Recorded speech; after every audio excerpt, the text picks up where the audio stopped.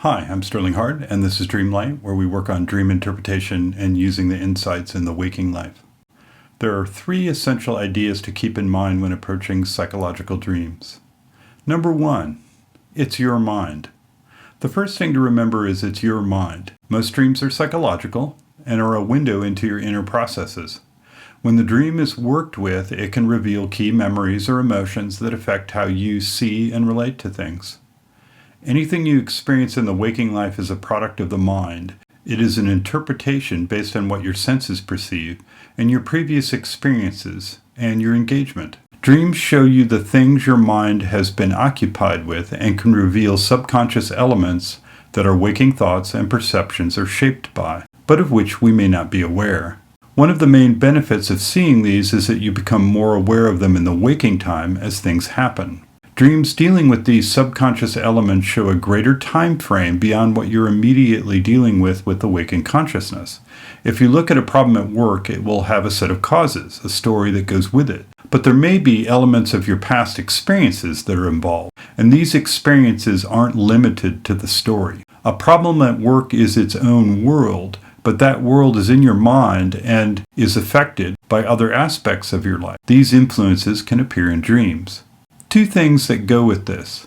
Any dream system you use will start to work as your mind will start reflecting the system you are working with. This allows you to incubate a dream and even ask a question as you go to sleep with the idea that the dream will speak to that. The dream is not something separate from you, it is an aspect of you. And dreaming is more than one thing, just like there are many ways to travel. Some dreams are subliminal and contain insights, experiences of other planes, contact with other beings, messages, previsions of events, visitations by the deceased.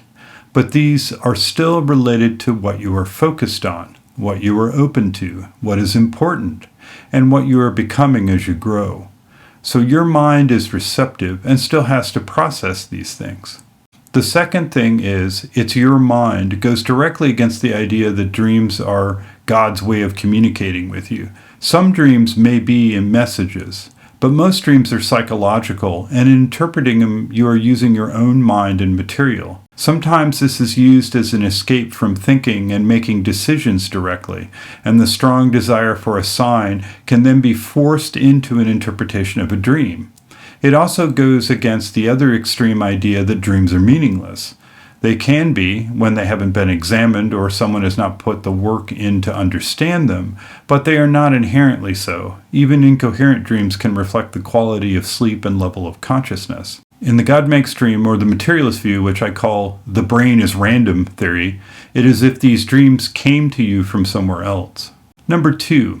Everything is a symbol of the self or the relation of the self to something. This is to remember that the person you are dreaming of is not that person, but your mind's image of that person, and they are a symbol of something that you see or associate with that person. A key memory, a personality trait, some quality. If you do some action in the dream, it's symbolic. If you murder somebody in the dream, this means the death of some aspect of yourself, not the person in the waking life. The same rules don't apply, so in working with your dreams, your mind becomes nimble. You learn to recognize in the waking life why something is really important to you, why you react the way you do. Number 3, apply it in the waking life. This is the goal of dream interpretation. You want to be able to use what you see in the dream to make it more visible in the waking life. When you start to understand your conditioning, then you will start to see the insights you discover by working with dreams while you're still awake. This is self-knowledge. You can move past habitual patterns, wrong views, emotional distortions. You get more clarity and intuition. You have the ability to make more conscious choices. You become more aware of what is going on, avoiding intentional blindness or blocks because of the ego, attachment, or desire. You see things more clearly in the real time, the influences that make up your stream of consciousness. Things in life will strike you, not only as they are, so to speak, but also as your mind reacts to them at a deeper level. If you shop online, some things are attractive due to desire. We don't really see the object, we respond to the desire. Our mind relates to it differently, yet the object is the same. We see our mind's interpretation and the influences on our perception. Dream work gives you an activity for deepening your self-understanding, and this understanding starts to appear in other areas of your life. The process of dream interpretation is basically self-inquiry. If you dream of an old friend, then part of the process is asking yourself the question, what was that relationship about? What do I think of when I remember that person? How did they influence me? Dreams give you a venue to ask these kinds of questions and explore how your mind works. You learn how to self-explore. If you got something out of this video, please hit the like. If you want more dreams, then subscribe. Till next time.